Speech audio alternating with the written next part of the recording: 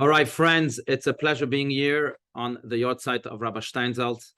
And in his honor, my dear friend Tal Keinan and I are about to study one short story from the Talmud. The exact source is the Tractate of Berachot 3a. I'm here, as mentioned, with my dear friend Tal, who's an accomplished Air Force pilot in the Israeli Army, an accomplished entrepreneur in America, and an author also. His latest book is God is in the Crowd, if I'm not mistaken, right, Tal? Yes. Which really pertains to the topic that is on our table today, and that is the state of the Jewish nation in the next 20 years. Not that we are prophets, but we can certainly glean from the sages and from their teachings and speak about our own humble input on where the future of the state of Israel is going. Tal, thank you so much for being here all the way. I think you're in New York, right? I'm in New York today. Thank you for inviting me. No, thank you. And it's always a pleasure getting together, really. Tov, okay, we'll get right to it. By the way, I'm Pinchas Allouche, the Rabbi of Congregation Bet Tefillah in Scottsdale, Arizona, and a student of Rabbi Steinsaltz until this very day. He's the inspiration also behind everything that we do here in Arizona and beyond. Okay, so we'll get right to the passage of the Talmud. I'm going to share my screen. And again, the source is Tractate Berachot 3a. We'll be using, of course, Rabbi Steinsaltz's translation and commentary of the Talmud. Here it is. All right. So this is the passage. Maybe Tal, as a Chevruta, maybe you'll read it and then we'll delve into it. Maybe you read the story. No? Said it? Okay, absolutely. Okay. Incidental to the mention of the elevated significance of night watchers, the Gemara cites a related story. It was taught in a Baraita that Rabbi Yosef said, "I was once walking along the road when I entered the ruins of an old abandoned building among the ruins of Jerusalem in order to pray. I noticed that Elijah of blessed memory came and guarded the entrance for me and waited at the entrance until I finished my prayer. When I finished praying and exited the ruin, Elijah said to me deferentially, as one would address a rabbi, 'Greetings to you, my rabbi.' I answered him, 'Greetings to you, my rabbi, my teacher.' And Elijah said to me, 'My son, why did you enter this ruin?' I said to him, 'In order to pray.' And Elijah said to me, 'You should have prayed on the road.' And I said to him, 'I was unable to pray along the road because I was afraid that I might be interrupted by travelers and would be unable to focus.' Elijah said to me, 'You should have recited the abbreviated prayer instituted for just such circumstances.'" Right. So that's the story, a very interesting story, which we'll get back to. And Rabbi Yossi concluded 3 lessons, I think, from this story. Let's just continue with this short paragraph. Rabbi Yosef concluded, "At that time, from that brief exchange, I learned from him 3 things. I learned that one may not enter a ruin, and I learned that one need not enter a building to pray, but he may pray along the road. And I learned that one who prays along the road recites an abbreviated prayer, so that he may maintain his focus." Right. Okay, so it's an interesting story. Let's just put it in a historical context. And the context, of course, is starts with Rabbi Yossi, who was a 2nd century sage. He lived shortly after the destruction of the temple, of the Second Temple. He was a student of Rabbi Akiva. He was also known as moderate. His halakhic opinions were very moderate, and they weren't extreme in any shape or form. And therefore, the halakha almost always follows Rabbi Yossi's opinion.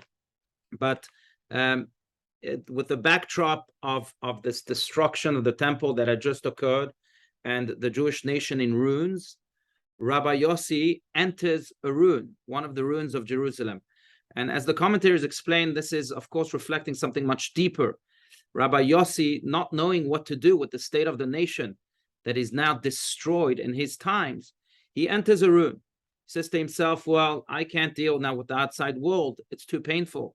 So I'll enter my own ruin, my own corner, my own bubble, and I'll pray. And I hope that God will save me from this.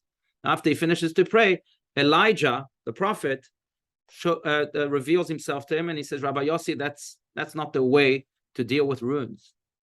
Why? He says, you can't pray in a ruin. What do you have to do? Go outside. Don't get stuck in your bubble. But your task after witnessing destruction is construction, is to rebuild. So go outside. It says, but outside, I'll be distracted. There's too many passerbys or too many distractions. And Eliyahu Navi says to them, pray a shorter prayer, but your task is to be outside. Don't sink in the ruins, rather emerge from the ruins and rebuild the world outside. And if you have to compromise and pray a shorter prayer, then let it be. But that's what you need to do. And in a way, I think that story, and Tal, I want to hear what you have to say, and it's a Chevruta after all, but this story, I think, reflects well the state of the Jewish nation as it has been for the past 300 years. Because after the Napoleon's emancipation, I think the big question in the Jewish world until today is, how do we deal with the world outside?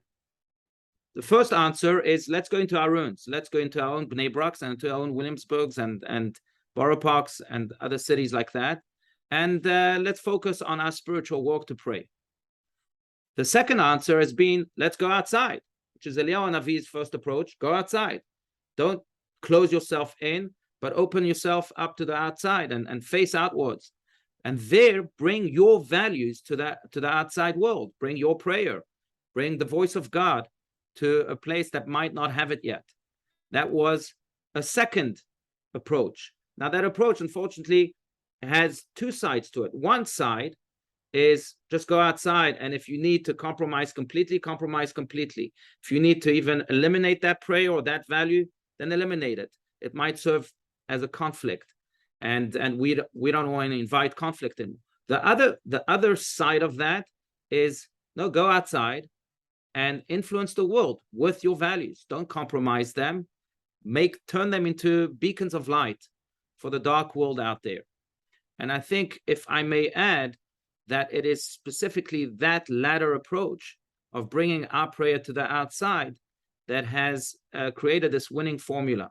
And we see, I think now after 300 years, that Jews that do not shy away from their values and rather bring those values to the outside world are the streams in Judaism that are thriving.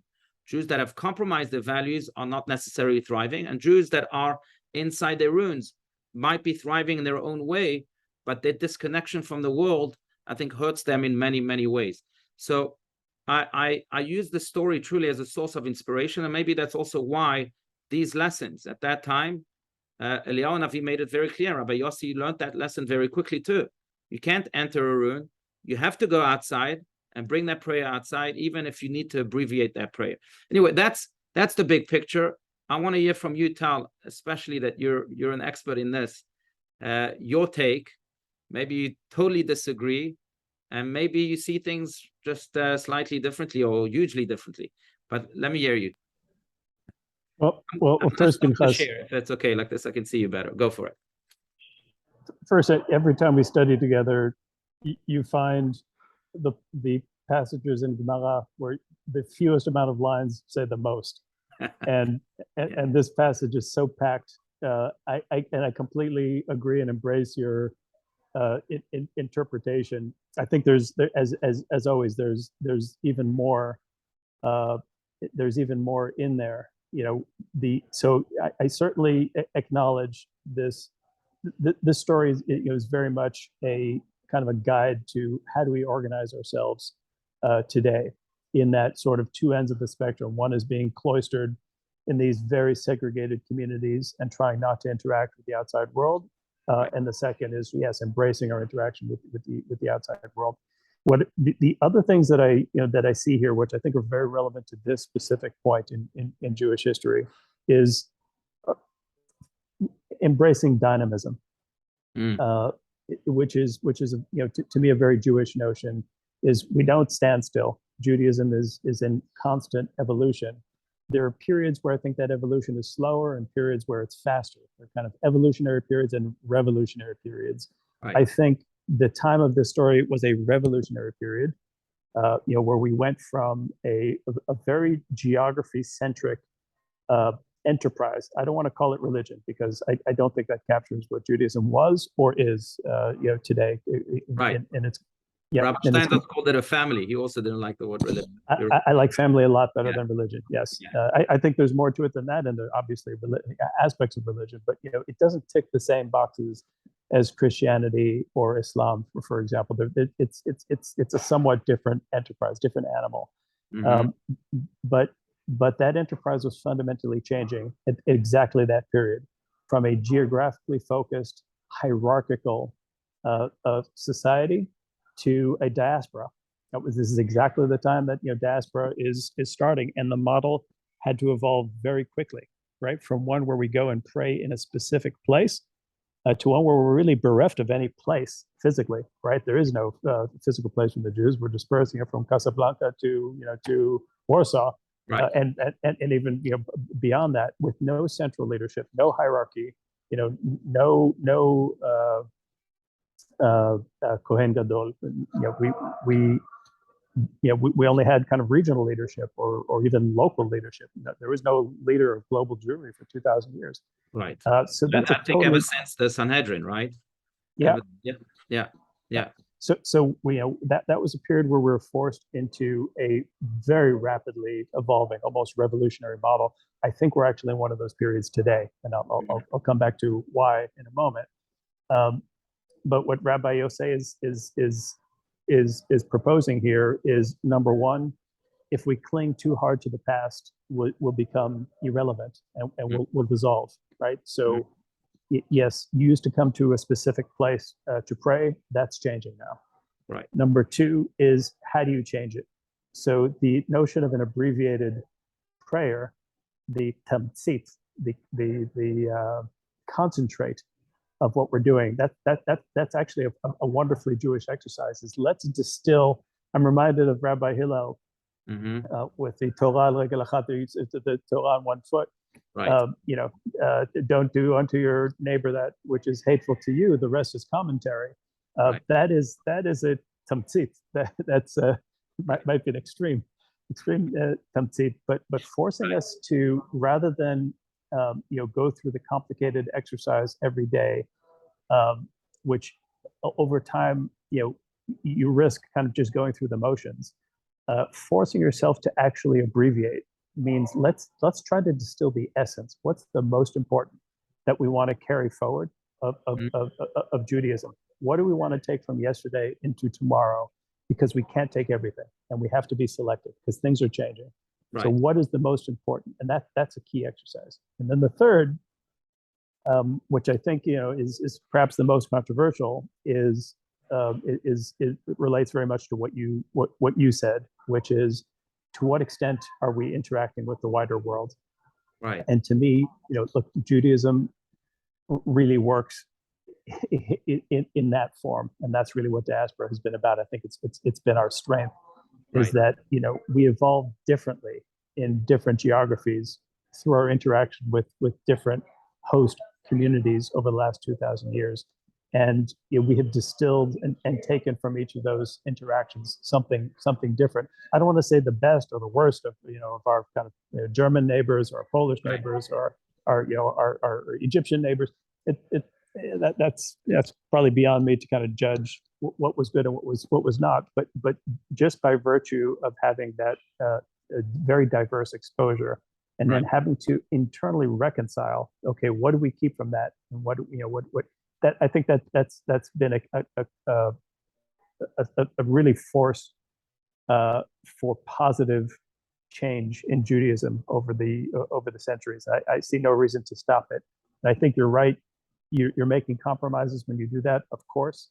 Yeah. And I think one of the big compromises is something that we're experiencing right now, which is the reduction in our numbers, through intermarriage and just I think general loss of interest in Judaism. So it's something I think maybe could be managed differently, but I don't think there's an alternative. We don't want to lock ourselves into gated communities. Right. It's interesting because it's a tough exercise. Sometimes we're too good at learning from the world, in the sense that the world almost overpowers the Judaism that we try to bring to it. So there are elements in the world that certainly have enhanced Judaism, and there are many elements in Judaism that have enhanced the world too. And I think the ultimate goal is really to see them as one, not to see them as enemies, but see them as one.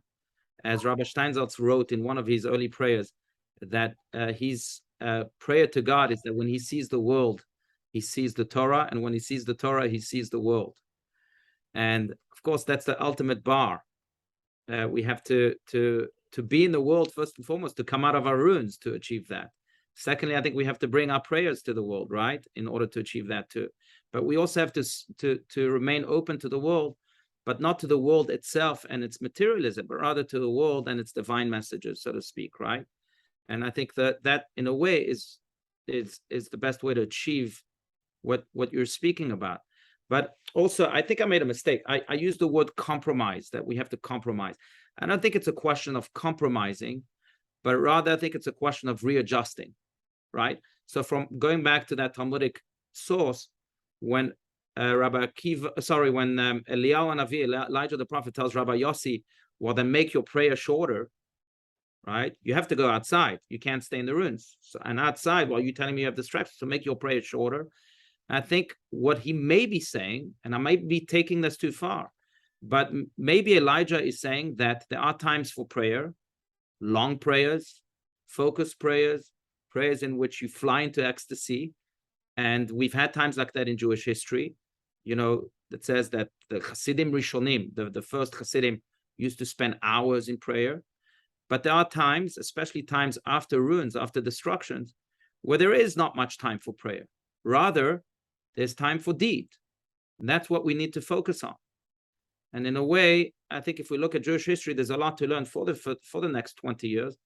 And that is that after every, it just amazes me, but after every moment or era of destruction, we've responded with a spur of growth like never before, right? So speaking of the times of Rabbi Yossi, after the destruction of the temple, the Babylonian Talmud was created.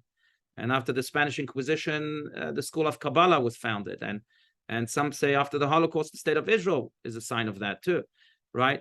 So I think that's always been the Jewish method or the Jewish response, maybe paved by Eliyahu Hanavi right there and then. Would you agree? Yeah, I do agree with that. Yeah, I would say, to take the same thing but zoomed out a bit is the period in which this passage is written is one where we're fundamentally changing our geographic footprint. What is the shape of world Jewry, from concentrated in Eretz Israel to dispersed around the world? And we're at a period today where we're again dramatically transforming the physical shape of Judaism in the world, from diaspora to really two centers, Israel and the United States. That's where the Jews are now. The vast majority of Jews in the world. It's not an evenly spread or even close to evenly spread diaspora anymore. And that brings with it, I think, just like we went from, okay, we're not going to pray in ruins and we're going to do an abbreviated prayer.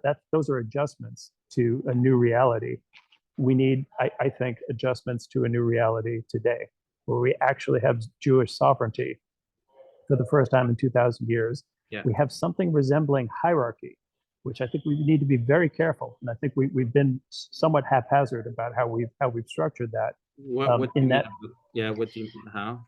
Well, we have a global seat of Judaism for the first time today in Israel, right? And we have a government of the Jews, right, in a state that purports to be the nation state of the Jews, of all Jews, right? That's Israel's ambition, not to be the nation state of Israeli Jews, but to be the nation of the Jews, all Jews. Mm-hmm. So we've made that claim, but I think we stumbled into that claim somewhat haphazardly, right? Without really building the foundation and the mechanisms through which we would be Jewish and govern ourselves going forward. And we have a great opportunity right now because we also have incredible agency that we haven't had in the last 2,000 years, right? I mean, the Jews are in a position to, I think, define their destiny in a way that we haven't had in such a long time. And I think the formation of Israel is at the heart of that, right?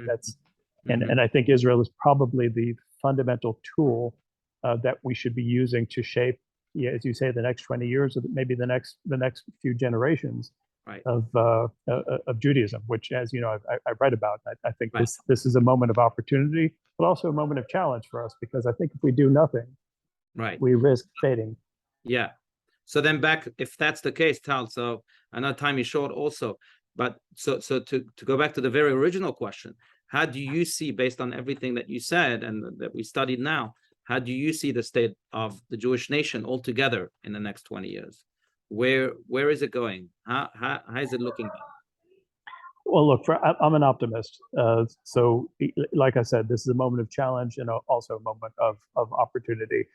I think the key challenge that we need to face is that Judaism is absolutely an individual choice today. And that has not been the case for most Jews for the last 2,000 years. We had a host community that didn't really allow us to be anything but Jews. Today, that's just not the case. And I think the United States is really kind of the key challenge there, is that this is a society that has fundamentally embraced the Jews. And you can marry whoever you want. In fact, if you look at surveys, this is the ethnic group that's most sought after for marriage. So it's not just that we're spurned by our neighbors; we are more than welcomed by our neighbors, which is a challenge, right? We have to decide, how important is it to us to be Jewish? Should there be Jews? And that's a fundamental question that I think we have to answer. We won't answer it if we're not asking it. We need to start by asking that question. I know it's your first question. I love that question. Should they be Jews? Right? Yeah. And if so, what are you doing about it? Right. Exactly. Right. Yeah. But you're optimistic that the answer will be yes, at least by many, if not most, of our nation. I think by enough of our nation, and it's probably a longer discussion for another time, but I think we also have to talk about the strangers on the road, and to what extent, because I think the corollary of our being embraced by our neighbors is, to what extent are we embracing our neighbors? Because there's also a lot of interest among non-Jews today in being Jewish, and we see that also. There's good numbers on both of those trends today. So to what extent are we welcoming people into this enterprise that you and I agreed not to call just a religion, and maybe not even just a family, but to what extent can you marry into our family? But that's for a longer conversation. That's a longer discussion. I think also it has a lot to do with the word commitment, how much we committed to them and they committed to us. Yes. Right. Yeah. Okay. No, fantastic. So just to maybe just to summarize, I would wholeheartedly agree with you. I think that's the question, and I wish people would hear you ask it. I know you ask it everywhere you go and you travel a lot, but that's the question we should ask ourselves. Should they be Jews? And if yes, what are we doing about it? I'll add to that maybe a mystical idea, and that is that the prophet has already promised, right, that Netzach Yisrael lo yeshaker, that the eternity of the Jewish nation will endure on and on and on to eternity. Netzach Yisrael lo yeshaker. The big question, I think, is not whether they will be Jews in 20 years or in 100 years. The big question is whether you and I will be a part of that Jewish nation. Because God already promised that this is an eternal nation. And that's a question we have to ask ourselves. Well, do we want to be a part of it? And if yes, what are we doing about it, right? And so that's the lens in which I see the next 20 years, and for that sake, the next 100 and 1,000 years. I will just add maybe one layer, going back to Rabbi Yossi. I think it will also depend not so much on our prayer, but really on our deed. I think the way to be Jewish is not to be Jewish, but it's to do Jewish. And in that sense, I want to evoke one of the most soul-stirring responses I saw from the late Lubavitcher Rebbe, Rabbi Schneerson, who was faced with a big tragedy I think it was in 1956 or 1957, but there was a terrible terrorist attack in Kfar Chabad, a small village just outside of Ben Gurion that was beginning to emerge as the Chabad village of the state of Israel. And the terrorists had killed multiple teachers and students, and they were devastated, and some thought to even close the village. So they wrote to the Rebbe, and the Rebbe responded with a telegram that included only 3 words. And the 3 words were, Behemshech habinyan titnechamu. if you continue to build, you will find comfort. And I think in a way, that is also one of the great conditions for a thriving future of the Jewish nation. If we continue to build, if we continue to do, it's no coincidence to me that most of the mitzvot in the Torah, the 630 mitzvot, are deed-based, because that, I think, is also a very important element, and an element that will really determine where we are going as a nation. So maybe I would encourage everyone, and I don't know if you'll join my plea, Tal, but for everyone to take upon themselves a new mitzvah, and a mitzvah that's deed-based, that doesn't just enhance you being Jewish, but it enhances you doing Jewish. And that's, in my eyes, is what counts most. And this is what I think Eliyahu Navi was also telling Rabbi Yossi. Don't pray too much, but do much. Emor me'at v'aseh harbe. Say a little, do much. Yeah. You always summarize our conversation so beautifully, Pinchas, and I join you in that plea wholeheartedly. Okay, thank you, Tom. Thank you. Well, thank you so much for your time. It's always a pleasure. We'll continue on and on and on. And I thank everyone for joining us.